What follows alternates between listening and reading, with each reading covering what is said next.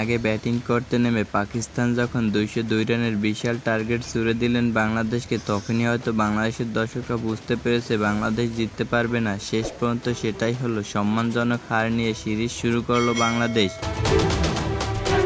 আরব আমিরাতের সাথে যারা জিততে পারে না, তারা কিভাবে ম্যাচ জিতবে পাকিস্তানের সাথে? কবে হারের লজ্জা এড়াবে বাংলাদেশ? 202 রানের টার্গেটে খেলতে নেমে তানজিদ তামিম বেশ ভালো শুরু করলেও অন্য পাশ থেকে উইকেট হারাতে থাকেন।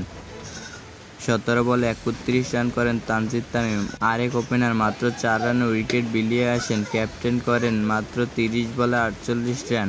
এর পরে নামেন হৃদয়। ক্রিজে এসে ধীর গতির এক ইনিংস খেলেন এই ব্যাটার। শামীম করেন 4 রান।